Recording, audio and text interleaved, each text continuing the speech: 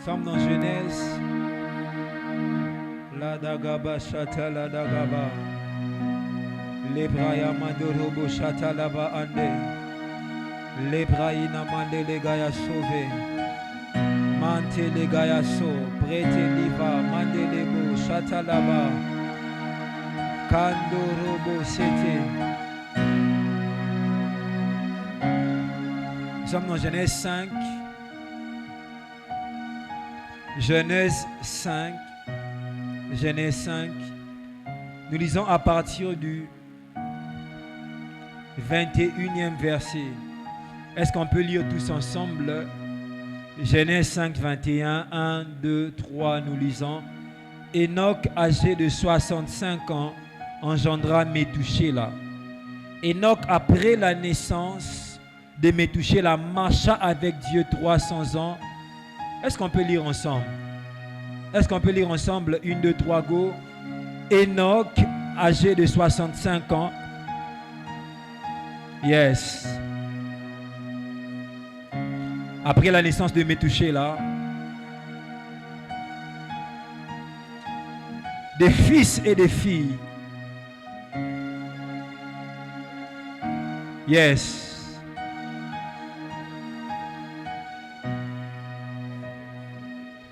Oh my God, est-ce qu'on peut acclamer pour Dieu?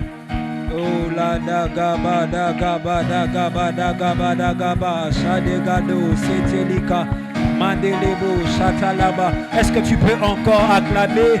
Lebraya mandorobo shatalaba baba baba baba baba.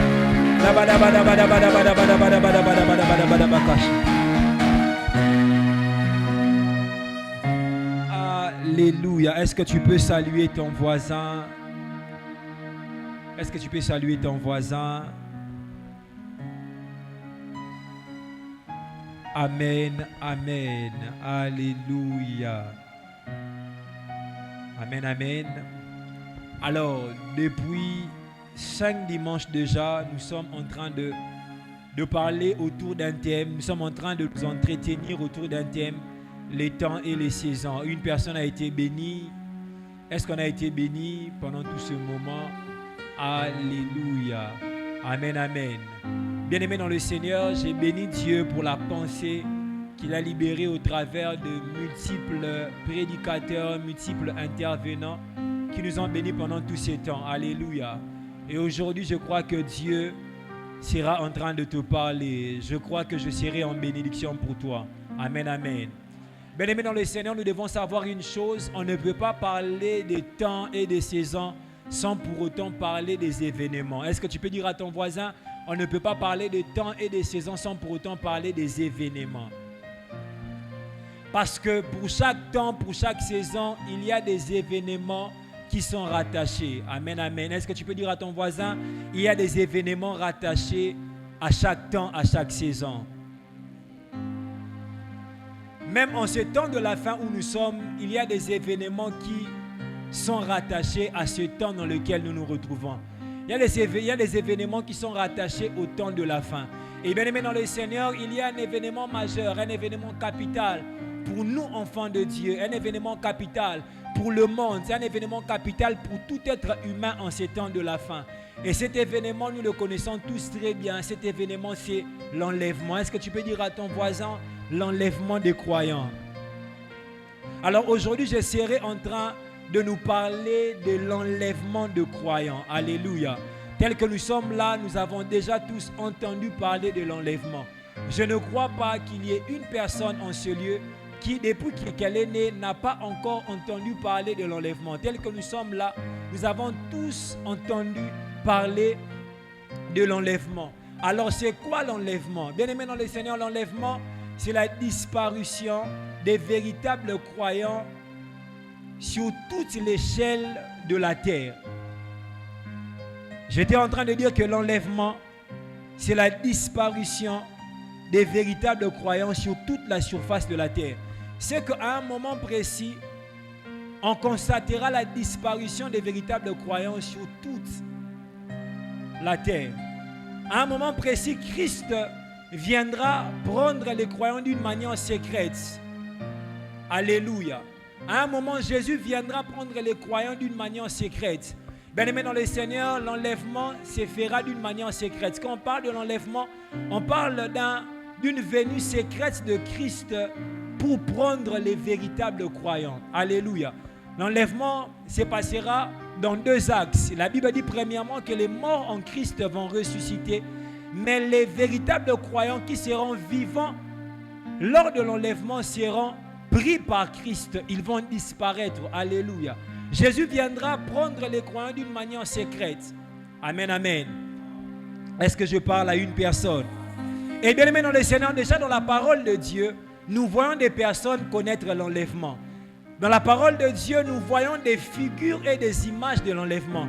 Dans la parole de Dieu, la Bible nous parle de Élie qui n'a pas connu la mort. Élie a été enlevé par Dieu. Alléluia. Dans la parole de Dieu, on nous parle d'Enoch qui n'a pas connu la mort, qui a été enlevé par Dieu. Et de ces deux enlèvements que la parole de Dieu nous raconte, l'enlèvement qui se rapproche un peu plus de celle de l'Église est l'enlèvement d'Enoch. Parce que l'enlèvement d'Élie est beaucoup plus spectaculaire. C'est l'enlèvement d'Enoch qui se rapproche de celle de l'Église. Alléluia. Est-ce que je parle à une personne? Et bien aimé dans le Seigneur, la Bible en parlant d'Enoch, quand la Bible parle d'Enoch, la Bible commence par dire que Enoch, après la naissance de son fils, Enoch marcha avec Dieu. Ce que j'aime avec Enoch, c'est que la marche d'Enoch avec Dieu a un début. Alléluia. Bien aimé dans le Seigneur, Enoch n'est pas né dans la marche avec Dieu. La marche d'Enoch avec Dieu a commencé quelque part. Enoch vivait comme tout autre homme sur la terre. Mais à un moment donné de sa vie, Enoch a commencé à marcher avec Dieu. Enoch vivait comme tous les êtres humains. Enoch vivait peut-être dans les péchés. Enoch vivait peut-être en suivant ses propres voies. Mais à un moment précis, Enoch a commencé à marcher avec Dieu. La Bible déclare, après la naissance de son fils, Enoch marcha avec Dieu 300 ans. Bien-aimé dans le Seigneur, la marche avec Dieu ne commence pas dès la naissance. La marche avec Dieu commence à un moment précis de nos vies. Aucune personne ne peut prétendre avoir commencé à marcher avec Dieu dès sa naissance. Plusieurs personnes, quand on leur demande, est-ce que vous avez déjà donné votre vie à Christ? Ces personnes répondent en disant que moi, depuis ma naissance, depuis mon enfance, je marche avec Dieu. Bien-aimé, aucune personne... Il n'y a aucune marche avec Dieu qui a commencé dès la naissance. Tel que nous sommes là, notre marche avec Dieu a commencé quelque part. La marche d'Enoch avec Dieu avait commencé quelque part. Bien-aimé, la marche avec Dieu commence lorsque nous ouvrons notre cœur à Dieu et nous décidons de marcher avec Dieu. Plusieurs personnes disent que moi j'ai grandi à l'Écodim. Moi j'ai marché avec Dieu depuis que j'étais enfant. Bien-aimé, la marche avec Dieu ne peut commencer si tu ne prends la décision d'ouvrir ton cœur à Dieu et de commencer à marcher comme Dieu veut que tu puisses marcher. La marche d'Enoch avec Dieu avait un point de départ. La marche d'Enoch avec Dieu avait un commencement. Enoch a dû ouvrir son cœur à Dieu et commencer de marcher avec Dieu. Peut-être tu fréquentes l'Écodim. Peut-être tu es né dans une famille chrétienne. Mais est-ce que tu as déjà ouvert ton cœur à Dieu? Est-ce que tu as déjà pris la décision de donner ton cœur à Christ? Est-ce que tu as déjà pris la décision d'abandonner les péchés et de commencer à marcher avec Dieu? Bien-aimé dans le Seigneur, il se peut que tu as commencé à l'Écodim depuis ta tendre enfance. Mais cela n'est pas une garantie de la marche avec Dieu. Il se peut que tu as commencé à fréquenter l'Écodim. Mais bien-aimé, j'aimerais te dire que l'effet de fréquenter l'Écodim ne te donne pas d'être en bon terme avec Dieu. Bien-aimé, la marche avec Dieu commence le jour où nous prenons la décision d'ouvrir nos cœurs à Christ. La marche d'Enoch avec Dieu avait un début. Et c'était une grâce pour Enoch de marcher avec Dieu. Parce qu'aucune personne ne peut prétendre, parce que tout celui qui a ouvert son cœur à Dieu et qui a commencé à marcher avec Dieu a été bénéficiaire de la grâce de Dieu. Bien aimé, c'est par grâce que nous sommes ce que nous sommes. Enoch avait reçu une grâce de la part de Dieu. Il y avait plusieurs personnes en ces temps, mais c'est d'Enoch seul que la Bible déclare que Enoch a marché avec Dieu. Enoch a rencontré la grâce de Dieu. Bien-aimé, ne te glorifie pas de la grâce que Dieu t'a faite. Peut-être tu as déjà donné ta vie à Christ. Peut-être tu as déjà ouvert ton cœur à Christ. Mais j'aimerais te dire, c'est une grâce de Dieu. Peut-être tu te manques de ces jeunes qui vivent dans l'impudicité. Peut-être tu te manques de ces jeunes qui n'arrivent pas à abandonner la musique mondaine. Peut-être tu te manques de ces jeunes qui vivent n'importe comment. Mais j'aimerais te dire, c'est la grâce de Dieu. C'est la grâce que Dieu t'a accordée. Bien aimé, si nous lisons la Bible, si nous lisons l'histoire d'Enoch, nous verrons qu'Enoch avait eu à saisir la grâce de Dieu. Bien aimé, de par le temps que Enoch a fait avec Dieu dans sa marche, je peux prétendre, je peux dire que Enoch a eu à saisir la grâce de Dieu. La Bible déclare qu'Enoch a marché avec Dieu 300 ans. Le temps, la durée de la marche d'Enoch avec Dieu me pousse à croire qu'Enoch avait saisi la grâce de Dieu. Bien aimé, nous devons saisir la grâce de Dieu. Quand Dieu nous fait la grâce de le connaître, bien aimé, nous devons saisir la grâce de Dieu. Enoch avait marché avec Dieu pendant 300 ans. Bien aimé, marcher pendant 300 ans avec Dieu, c'est vrai, les gens de ce temps-là vivaient pendant longtemps. Mais marcher avec 300 ans avec Dieu montre les sérieux d'Enoch dans la marche avec Dieu. Montre le fait que Enoch avait saisi la grâce de Dieu. Bien aimé dans le Seigneur, est-ce que tu saisis la grâce que Dieu t'a accordée? Est-ce que tu saisis la grâce que Dieu t'a accordée? Est-ce que tu es sérieux avec Dieu dans ta marche? Enoch marcha avec Dieu pendant 300 ans. Pendant 300 ans, Enoch ne se lassait pas de marcher avec Dieu. Pendant 300 ans, Enoch ne se fatiguait pas de marcher avec Dieu.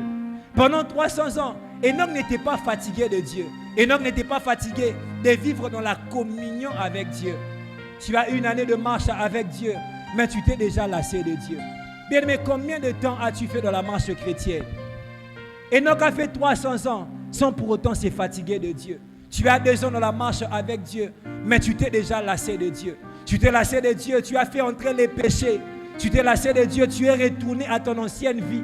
Tu t'es lassé de Dieu, tu es retourné dans l'impudicité. Tu t'es lassé de Dieu, tu es retourné dans la musique mondaine. Tu t'es lassé de Dieu alors que tu n'as pas marché pendant longtemps avec Dieu.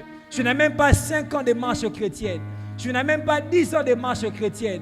Mais tu t'es complètement lassé de Dieu. Tu ne pries plus, tu ne gênes plus. Tu ne sers plus Dieu. Tu ne fais plus les choses que tu faisais avant pour Dieu. Tu ne te donnes plus dans la relation avec Dieu comme tu te donnais avant. Tu as perdu tes disciplines. Alors que tu n'as même pas 10 ans de marche avec Dieu. Mais ce n'était pas le cas d'Enoch. La Bible est en train de nous dire que pendant 300 ans, Enoch ne s'était pas lâché de Dieu. Pendant les 10 premières années de sa marche avec Dieu, Enoch était là en train de marcher avec Dieu. 20 ans sont passés, il continuait de marcher avec Dieu. 30 ans sont passés, Enoch continuait de marcher avec Dieu. Je prie que Dieu nous donne d'être des Enoch en ce temps de la fin. Quel que soit le temps de notre marche avec Dieu, que nous ne puissions pas nous lasser de Dieu. Je prie que Dieu renouvelle nos forces à chaque saison. Que nous ne puissions pas nous lasser de Dieu. Quel que soit le temps difficile, quelle que soit la saison dans laquelle nous nous retrouvons, quel que soit ce par quoi tu seras en train de passer dans ta vie, que tu ne puisses pas te lasser de Dieu. Bien-aimé, Enoch n'avait pas un entourage chrétien. Enoch n'avait pas de personnes pour l'enseigner la parole de Dieu. Mais en dépit de cela, Enoch continuait de marcher avec Dieu. Bien-aimé dans le Seigneur, je prie que Dieu te donne, même si tu n'as pas de personnes pour t'exhorter, même si tu n'as pas un entourage qui t'aide, mais je prie que Dieu te donne de tenir bon. Que Dieu te donne de ne pas te lasser. Que Dieu te donne de ne pas te fatiguer. Même quand ton entourage n'est pas propice à ta relation avec Dieu. Que Dieu te donne de ne pas te lasser. Que Dieu te donne de ne pas te décourager. Je prie que Dieu donne à un jeune de la Michèque de ne pas se décourager. Que Dieu te donne de ne pas te décourager. Ah, je prie dans le nom de Jésus. Je sais que c'est difficile. Je sais que c'est compliqué. Mais que Dieu te donne de renouveler tes forces à chaque moment. Enoch ne s'était pas lâché. Enoch ne s'était pas relâché. Enoch était constant dans sa marche avec Dieu. Je prie que Dieu te donne d'être constant. Quel que soit le temps qui sera en train de passer. Bien-aimé, vous savez, le temps devient un ennemi de notre relation avec Dieu. Plus le temps passe, plus nous rentrons dans le monde. Plus le temps passe, plus nous retournons dans les choses que nous avions abandonnées. Plus le temps passe, plus nous nous déconnectons de Dieu. Plus le temps passe, plus nous perdons les bonnes habitudes. Mais Enoch était constant dans sa marche avec Dieu. Enoch était là en train de vivre la relation avec Dieu. Enoch était là dans les profondeurs de la présence de Dieu. Enoch était là dans les profondeurs de la consécration. Alors que sa chair lui faisait mal. Alors que c'était par moments compliqué. Compliqué de continuer cette marche. Je ne sais pas si les gens se moquaient de lui. Je ne sais pas les choses qu'il rencontrait. Je ne sais pas les obstacles qu'il rencontrait. Parce que je crois qu'il ne peut y avoir des obstacles à une vie chrétienne. Mais malgré cela, Enoch était constant. Et la Bible est en train de dire dans Apocalypse 2,19. Dieu est en train de parler à l'église de Thyatire. Dieu dit, je connais ta constance, mais bien plus, je connais que tes dernières œuvres sont plus nombreuses que les premières. Bien-aimé, c'est ça, les secrets de la constance. Si tu veux être constant avec Dieu, bien-aimé, chaque jour, tu dois chercher à élever la dimension de ta relation avec Dieu. Si tu veux être constant avec Dieu, chaque jour, tu dois travailler à élever la dimension de ta relation avec Dieu. Bien-aimé, parce que dans la marche chrétienne, on ne peut pas faire les surplaces. Dans la marche chrétienne, si tu demeures sur place, tu vas rentrer en arrière. Si tu veux être constant, tu dois tous les jours avancer dans les profondeurs. Alors que l'eau est sur les chevilles, tu dois te battre pour que l'eau arrive aux genoux. Alors que l'eau est arrivée aux genoux, tu dois te battre pour que l'eau arrive à la hanche. Alors que l'eau est arrivée à la hanche, tu dois te battre pour que l'eau puisse te submerger. Enoch tous les jours travaillait à grandir son intimité avec Dieu. Enoch tous les jours travaillait à grandir sa relation avec Dieu. Enoch tous les jours travaillait à accroître sa proximité avec Dieu. C'est la raison de sa constance. C'est ce qui faisait qu'Enoch soit constant. Enoch était constant. Je prie que Dieu te donne d'être constant. Que nous soyons une génération de personnes constantes. Que nous soyons une génération de personnes constantes. Bien-aimé, j'aime une chose. L'apôtre Paul aussi était constant. Au soir de sa vie, l'apôtre Paul pouvait dire, j'ai combattu le bon combat, j'ai gardé la foi. Même au soir de sa vie, l'apôtre Paul avait gardé la foi. Je prie dans le nom de Jésus, même quand tu arriveras au soir de ta vie, que Dieu te donne de garder la foi. Même quand j'arriverai au soir de ma vie, Père, je te prie, donne-moi de garder ma foi. Père, même quand tu me béniras, donne-moi de garder ma foi. Père, même quand je me marierai, donne-moi de garder ma foi. Père, je prie pour mon frère, je prie pour ma soeur. Même au soir de nos vies, donne-nous de garder la foi. Donne-nous de garder la foi. Donne-nous de travailler à grandir. Donne-nous de travailler à grandir. Que nous travaillions à grandir dans notre relation avec Dieu. Que nous travaillions à grandir dans notre relation avec Dieu. Que nous payons le prix de la croissance spirituelle. Que nous payons le prix de la croissance spirituelle. Bien-aimé, quand je travaille à ma croissance, je crée un écart entre le diable avec moi. Quand je reste sur place, le diable se rapproche de moi. Mais quand je travaille à grandir, quand je travaille à avancer, je crée une fossé entre moi et le diable. Ainsi, le diable ne peut pas me rattraper. C'est vrai, j'ai donné ma vie à Jésus. Mais quand je travaille mon intimité, je crée une fossé entre moi et Satan. Mais ce qui fait que le diable te rattrape, c'est parce que tu ne travailles pas à ton intimité. Parce que quand tu travailles à ton intimité, tu crées une fossé. Je prie dans le nom de Jésus que Dieu te donne de travailler ton intimité. Je prie dans le nom de Jésus que Dieu te donne d'être comme Enoch. Plus le temps sera en train de passer, que tu grandisses dans ta relation avec Dieu. Plus le temps sera en train de passer, que tu grandisses dans l'obéissance.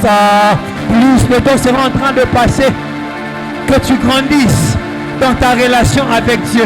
Que nous soyons la génération d'Abraham. Que nous soyons la génération d'Abraham. Quand Dieu nous demande de quitter notre patrie, nous quittons. Mais bien plus quand il viendra, nous demander de donner notre Isaac. Isaac que j'ai eu dans la peine. Que nous soyons capables d'accepter. Je prie dans le nom de Jésus. Que le Saint-Esprit élève la dimension de ton obéissance. Je prie dans le nom de Jésus. Que le Saint-Esprit te donne d'avoir une grande obéissance à Dieu. Plus le temps était en train de passer, Enoch était là dans les profondeurs. Plus le temps passait, Enoch cultivait sa relation avec Dieu. Plus le temps passait, Enoch travaillait. Enoch entretenait sa relation avec Dieu. Je comprends alors ce que la Bible déclare. La Bible déclare que le royaume des cieux est comme une perle de grand prix. Enoch avait compris que sa relation avec Dieu était une perle de grand prix. Mais quand j'ai une perle, je garde Bien-aimé, Jésus dans mon cœur est comme une perle. C'est pour cela que je garde ma relation avec Dieu. Plus le temps passe, je veille à ma relation avec Dieu. Enoch était constant. Bien-aimé, dans le Seigneur, je nous ai dit que l'histoire d'Enoch était une figure, une image de l'enlèvement. Par l'histoire d'Enoch, Dieu nous parlait indirectement de l'enlèvement. Bien-aimé, par l'histoire d'Enoch, Dieu est en train de nous montrer qu'il y a de ces personnes en ces temps de la fin qui ne finiront pas leur vie. Enoch n'a pas fini sa vie. Lisez la parole de Dieu. Les gens mouraient à 800 ans, les gens mouraient à 900 ans, mais Enoch est mort à 365 ans. Il a commencé à marcher avec Dieu probablement quand il avait 65 ans. Et à 365 ans, Enoch a été enlevé par Dieu. Enoch a été enlevé par Dieu. Cette histoire nous montre que plusieurs personnes ne finiront pas leur vie. Parce que si Dieu doit attendre que nous tous, que nous puissions finir nos vies, bien aimé, l'enlèvement n'aura pas lieu. Si Dieu doit attendre que nous tous nous puissions nous marier, bien aimé, l'enlèvement n'aura pas lieu. Si Dieu doit attendre que nous puissions arriver à notre destinée, l'enlèvement n'aura pas lieu. Si Dieu doit attendre que tu puisses réaliser tous tes projets, bien aimé, l'enlèvement n'aura pas lieu. C'est pour cela, la pensée du ciel doit venir avant la pensée du mariage. La pensée du ciel doit venir avant la pensée de la bénédiction. Bien aimé, le ciel est plus important que la bénédiction. Le ciel est plus important que ton mariage. Plaise à Dieu que nous ne puissions pas nous marier. Plaise à Dieu que nous ne puissions pas être bénis. Mais bien aimé dans le Seigneur, plus que tout, nous désirons être enlevés par Dieu. Même si nous n'allons pas nous marier, j'aime le mariage, j'aime avoir des enfants, j'aime être béni. Mais si Dieu décide de nous prendre avant que nous ne puissions nous marier, bien aimé, je désire beaucoup être avec Dieu que de nous marier. Alors bien aimé dans le Seigneur, ne fais pas tout pour le mariage, mais fais tout pour ta rencontre avec Dieu. Ne fais pas tout pour la bénédiction, mais fais tout pour ta rencontre avec Dieu. Ne fais pas tout pour être béni, bien aimé dans le Seigneur, mais fais tout pour ta rencontre avec Dieu. Bien aimé, n'investis pas toute ton énergie pour être béni, mais investis toute ton énergie pour rencontrer Dieu. Oh, quel beau jour ça sera. Mais j'aimerais dire à une personne, quand nous serons en effet, nous serons dans le poste. Alors que les familles sont en train de suivre la population, en train de suivre les nations. Nous serons dans le ciel, nous serons dans les noces de l'agneau, nous serons dans la rencontre avec Dieu. Je verrai celui que j'ai prêché dans les marchés, celui que j'ai prêché dans les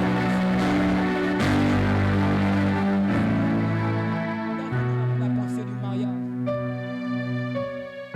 Par cette histoire de Noc, Dieu est en train de nous montrer que le nombre de personnes qui seront enlevées seront tellement inférieurs au nombre de personnes qui resteront. Bien aimé, Enoch était le seul à être enlevé. Quelqu'un me dira, qu'est-ce que tu es en train de dire, prédicateur? Je crois que s'il y avait une autre personne qui avait la même qualité de vie qu'Enoch, cette personne aussi allait être enlevée au même moment que nous. Mais écoutez ce que la Bible déclare.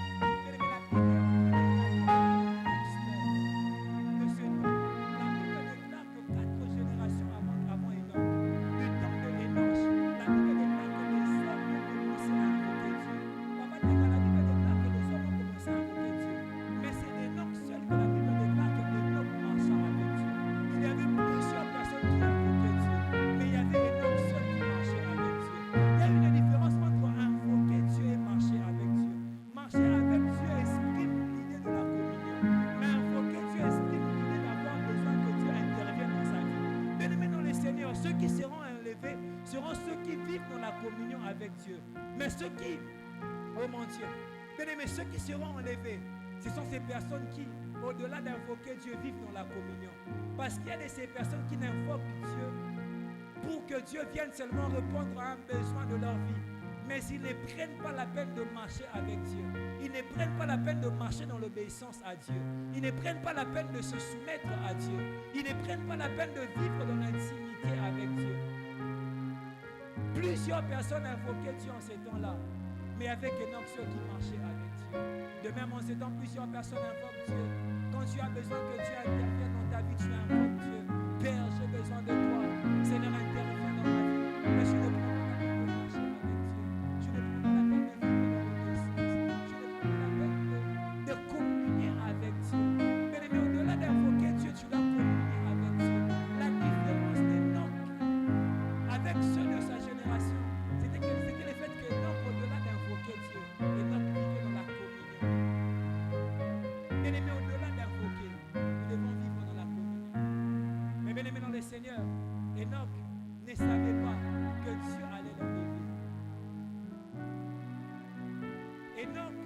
je crois pour ma part, n'avait pas la conscience de cette réalité.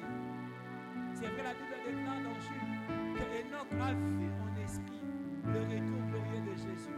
Enoch est en train de dire, j'ai vu le Seigneur venir dans les myriades des anges. Là, c'est Jules qui le dit. Il dit que Enoch, qui était la 7e génération après Adam, qui était prophète, a vu le Seigneur venir dans les myriades. Enoch a prophétisé le retour glorieux de Jésus. Mais Enoch ne savait pas que l'enlèvement était aussi réel. Alléluia. Là où nous sommes plus qu'Enoch, c'est le fait que nous sommes déjà avertis de l'enlèvement. Enoch ne savait pas que l'enlèvement pouvait venir. Mais nous sommes déjà avertis de cette réalité. Là où nous sommes plus qu'Enoch, c'est que nous sommes avertis de cette réalité. Nous savons que l'enlèvement peut arriver à tout moment. Vous savez, Jésus étant sur terre a parlé de l'enlèvement. Jésus même a décrit les petits événements qui attesteront l'éminence de cet événement, l'éminence de l'enlèvement. Jésus a dit, vous verrez les guerres, vous verrez les conflits entre les nations, vous verrez les familles, les tremblements de terre. Jésus a énoncé beaucoup de choses. Jésus a dit, vous verrez les péchés monter à un niveau élevé. Jésus a dit, vous verrez les faux Christ et les faux prophètes. Jésus a dit, vous verrez l'évangile arriver jusqu'aux extrémités de la terre.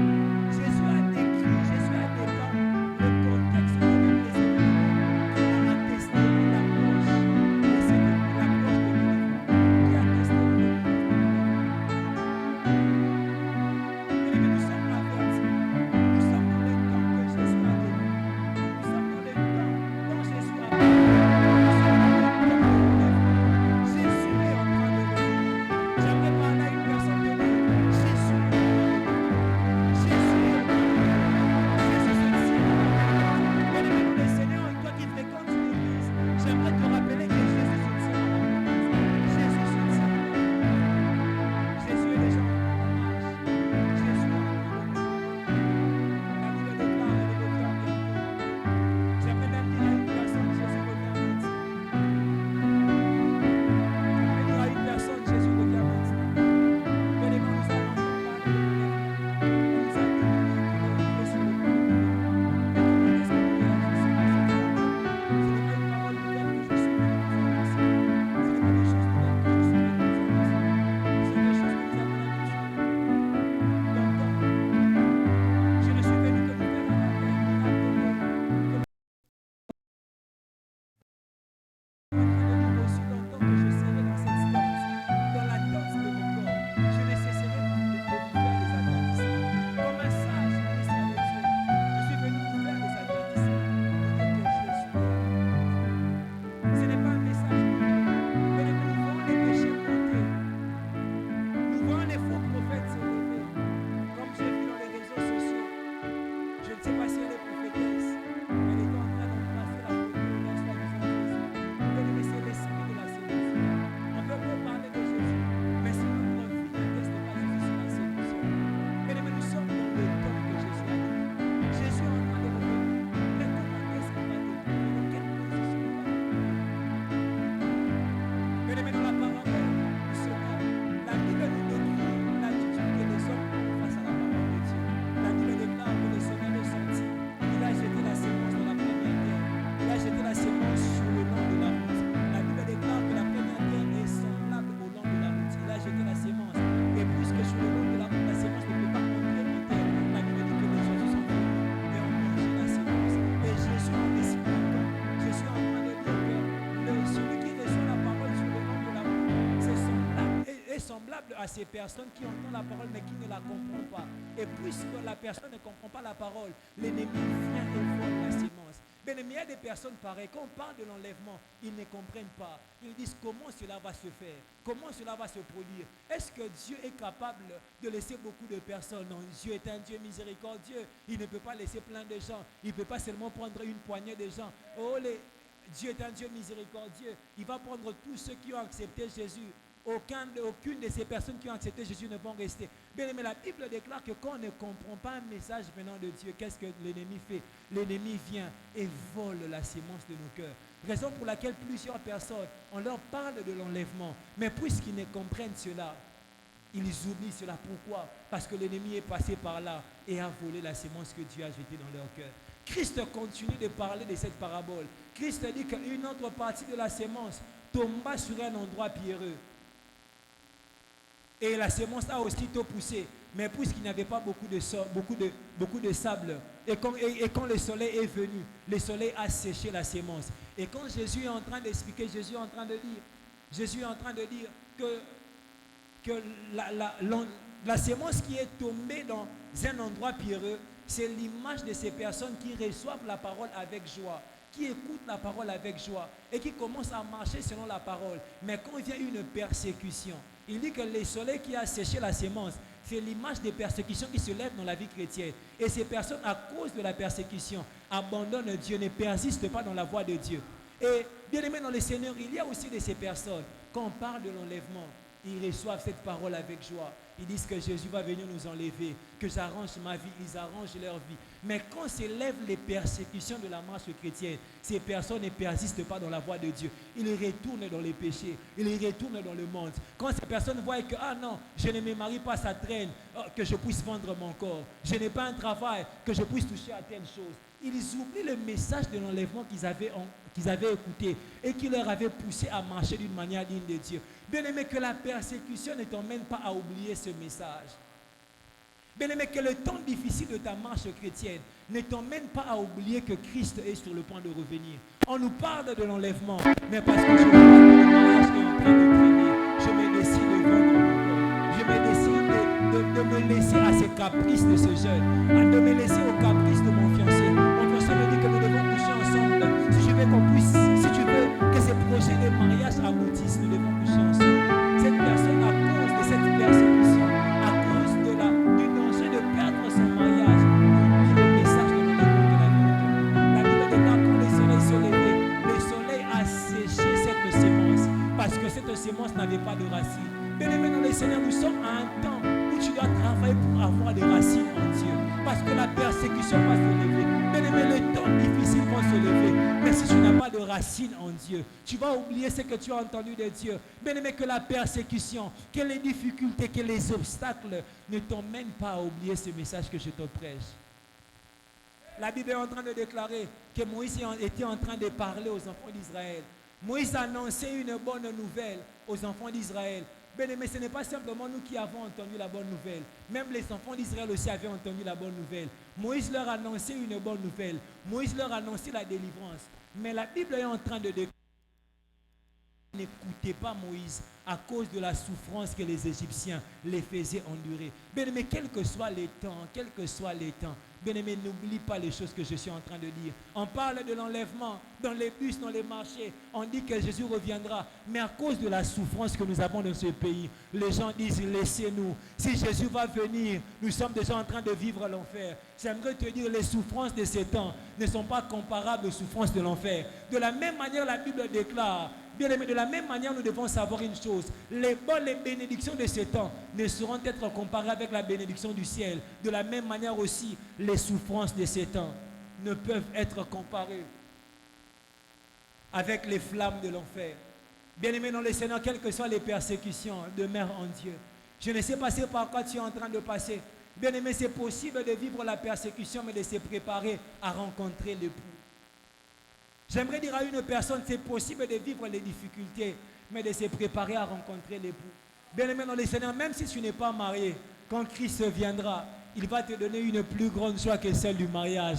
C'est vrai que tu manques de l'argent, mais quand Jésus va t'enlever, tu auras une plus grande joie, une plus grande joie. Bien-aimé, tu auras une plus grande joie. C'est vrai, tu n'as encore rien fait. Là, j'ai en train de passer. Tu n'as encore rien fait, mais quand Christ reviendra, bien-aimé, tu auras une plus grande joie. Je ne suis pas en train de vous vendre des rêveries, mais je suis en train de vous parler de la parole de Dieu. J'aimerais dire à une personne: même si tu n'as pas encore acheté une parcelle, même si tu n'as pas encore acheté une parcelle, tu as grandi, mais tu ne loues pas encore une maison. J'aimerais te dire: tu as une demeure au ciel. Tu as une demeure au ciel qui n'a pas été faite des mains d'hommes, qui a été faite des mains de Dieu. J'aimerais te dire, même si tu souffres, tu as une place au ciel. C'est vrai, je n'ai rien, mais j'ai une place au ciel. C'est vrai, j'ai grandi, mais j'ai vu toujours chez les parents. C'est vrai, c'est la réalité. Mais j'ai une place au ciel. J'ai une place au ciel. Bien aimé, je préfère être encore chez les parents, mais avoir encore ma relation avec Dieu.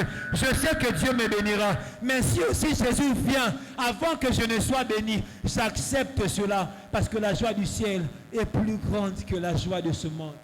La Bible déclare, Jésus continue de parler.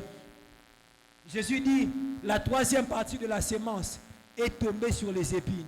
Et les épines ont poussé, ont étouffé la sémence. Et Christ explique en disant que les épines qui ont poussé et qui ont étouffé la sémence, c'est l'image des soucis de ces siècles.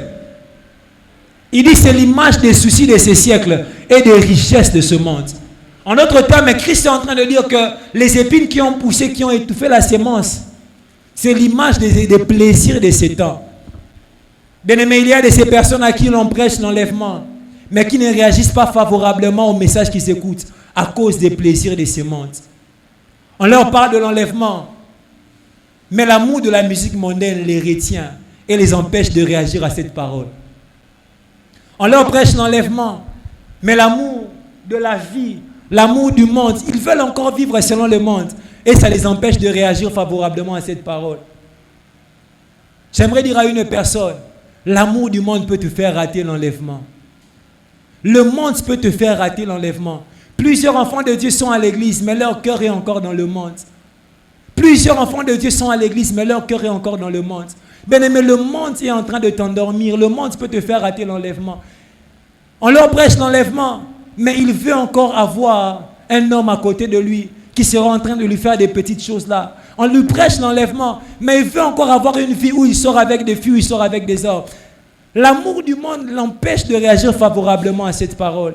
Mais la Bible dit encore, Christ continue de parler, il dit que la quatrième partie de la sémence est tombée dans une bonne terre, est tombée dans un bon cœur. Je prie que tu sois une bonne terre. Que tu sois une bonne terre. Que le Saint-Esprit fasse de la terre de ton cœur une bonne terre. Ceux qui seront enlevés sont ceux dont le cœur sont des bonnes terres. Ceux qui seront enlevés sont ceux dans le cœur dans lesquels il n'y a aucune chose qui empêche à la parole de Dieu de grandir. Bien-aimé, Jésus revient. Jésus revient. La Bible déclare dans 1 Thessaloniciens 5 que Jésus va venir. La Bible déclare que ce jour, que le jour du Seigneur viendra comme un voleur. Bien-aimé, Jésus va venir comme un voleur. Bien-aimé, un voleur vient quand on s'y attend le moins. Un voleur vient quand on est distrait. Bien-aimé, Jésus va venir quand on va s'y attendre le moins. La Bible déclare encore dans Luc 21, le verset 35. La Bible est en train de déclarer, ce jour va venir sur les hommes comme un filet. La Bible déclare que ce jour va venir comme un filet. Bien-aimé, le filet surprend toujours un animal. L'enlèvement va nous surprendre, bien-aimé, dans le Seigneur. Alors que l'enlèvement ne puisse pas te surprendre dans une boîte de nuit. Que l'enlèvement ne te surprenne pas entre les mains d'une personne avec qui vous n'êtes pas marié. Que l'enlèvement ne te surprenne pas dans le monde. Que l'enlèvement ne te surprenne pas dans le monde. J'aimerais parler à un homme de Dieu. J'aimerais parler à un serviteur. Que l'enlèvement ne te surprenne pas dans les péchés. Que l'enlèvement ne te surprenne pas dans la musique mondaine. Que l'enlèvement ne te surprenne pas dans la distraction. Bien-aimé, la Bible déclare encore dans Marc 13, le verset 36, la Bible déclare, craignez qu'il ne vous trouve endormi à son arrivée soudaine. Bien-aimé, que Christ ne puisse pas te trouver endormi. Que Dieu nous fasse cette grâce, que l'époux ne nous trouve pas endormis, alors qu'il viendra soudainement, qu'il ne puisse pas nous trouver endormis. Père éternel, mon Dieu, je prie pour une personne. Donne-nous de ne pas être endormis. Bien-aimé, c'est le temps d'éveiller. Ce n'est pas le temps d'être dans la distraction de la musique mondaine, la distraction de TikTok, la distraction d'Instagram. Tu passes tout ton temps dans des futilités. Bien aimé, ce n'est pas le temps de la distraction. Ce n'est pas le temps de la distraction. La Bible déclare, réveillez-vous. Pourquoi? Parce que le salut est plus proche de nous que lorsque nous avons cru. Bien aimé, le salut est plus proche de nous. Le salut est plus proche de nous. Le salut est plus proche de nous. Ce n'est pas le temps d'être endormi. Ce n'est pas le temps de laisser d'être négligent. Ce n'est pas le temps d'être dans la compromission. Bien aimé, ce n'est pas le temps d'être complaisant. Ce n'est pas le temps d'être complaisant. Bien-aimé, ce n'est pas le temps de dormir. Ce n'est pas le temps de dormir. La Bible déclare un peu de croiser les bras et la pauvreté te surprendra. Bien-aimé, un peu de sommeil et l'enlèvement te surprendra. Ce n'est pas le temps de dormir. J'aimerais dire à une personne, ce n'est pas le temps de dormir. Moïse était en train de traîner sur la montagne et les enfants d'Israël se sont fait un veau d'or. Bien-aimé dans le Seigneur, c'est vrai, Jésus n'est pas encore venu, mais ce n'est pas le temps de tomber dans le sommeil. Ce n'est pas le temps d'être dans le sommeil. C'est le temps d'être réveillé. C'est le temps d'être éveillé. C'est le temps de travailler son intimité avec Dieu. Bien-aimé dans le Seigneur, vous savez, Jésus n'a pas dit le jour où l'enlèvement se produira. Mais je crois que ceux qui sont intimes à Dieu sauront le temps de l'enlèvement. Ils sauront le temps de l'enlèvement. Bien-aimés, vous savez, quand nous sommes intimes au Saint-Esprit, le Saint-Esprit nous fait comprendre l'urgence de l'enlèvement. Par moment, tu es là, tu sens un fort désir de te consacrer. C'est le Saint-Esprit qui est en train de te dire, consacre-toi, parce que le temps est proche. Le temps est proche. Bien-aimés dans le Seigneur, la Bible déclare, quand vous entendez sa voix, n'endurcissez pas vos cœurs. Quand tu sens le Saint-Esprit t'inviter à la retraite, bien-aimé, pars en retraite, parce que le Saint-Esprit sait que le temps est proche. Bien-aimé, quand le Saint-Esprit te met à cœur un fort désir de te consacrer, bien-aimé, ne résiste pas au Saint-Esprit, parce que le Saint-Esprit sait, la Bible déclare que nul ne sait, mais le Père sait. Mais la Bible déclare que le Saint-Esprit, lui, il sonde le profondeur du Père. Il sait. Il ne sera pas en train de nous le dire, mais il sera en train de nous pousser à la consécration. Saint-Esprit de Dieu, donne-nous de ne pas résister à ta voix. Quand tu nous pousses à la consécration, donne à mon frère, donne à ma soeur, de ne pas résister à tes impulsions. Donne-nous, Saint-Esprit de Dieu, en ce temps de la fin, de ne pas résister à tes impulsions. Bien-aimés, par moments, le Saint-Esprit nous fait comprendre que nous devons aller en retraite. Par moments, le Saint-Esprit nous fait comprendre que nous devons aller en retraite. Tu sens un fort désir de te consacrer. Tu sens un fort désir d'aller en retraite. Tu sens un fort désir de t'isoler. Tu sens un fort désir de t'isoler. Tu sens un fort désir de laisser les amis, Tu sens un fort désir de désinstaller WhatsApp, de désinstaller Facebook. Tu sens un fort désir de te consacrer. Tu sens un fort désir de te consacrer. Tu sens un fort désir de te consacrer. Tu sens un fort désir de passer ton temps dans la présence de Dieu. C'est le Saint-Esprit qui te fait comprendre, mon fils, ma fille. Le temps est proche. C'est le Saint-Esprit qui te fait comprendre que le temps est proche. Le temps est proche. Le temps est proche. Le temps est proche. Plusieurs personnes attendent à avoir des visions. Quand tu as une vision du ciel, tu as peur. Tu as peur. Quand tu as une vision de l'enfer, tu as peur. Quand tu as une vision de l'enfer, tu as peur. Quand tu as une vision du jugement dernier, tu as peur. Mais bien-aimé dans le Seigneur, n'attends pas à avoir une vision. Mais bien-aimé dans le Seigneur, vois les impulsions du Saint-Esprit dans ton cœur. Le Saint-Esprit te fait comprendre que ce temps où tu es arrivé, ce n'est pas un temps pour être dans la distraction. Le Saint-Esprit même te fait comprendre que pendant toute l'année, tu dois être en jeûne. Oh Dieu, donne-nous de ne pas résister au Saint-Esprit. Je l'entends résister au Saint-Esprit. Je l'entends résister au Saint-Esprit. Je l'entends résister aux impulsions de l'Esprit. Bien-aimé, le Saint-Esprit par moment se décide de parler calmement. Le Saint-Esprit par moment se décide de parler calmement. Bien-aimé, la Bible déclare que celui qui s'attache au Seigneur devient avec lui un même esprit. Le jour où tu as donné ta vie à Jésus, tu es devenu un même esprit avec le Saint-Esprit. Et le Saint-Esprit n'a que tes sentiments pour faire passer ses sentiments. Le Saint-Esprit n'a que tes émotions pour exprimer ses émotions.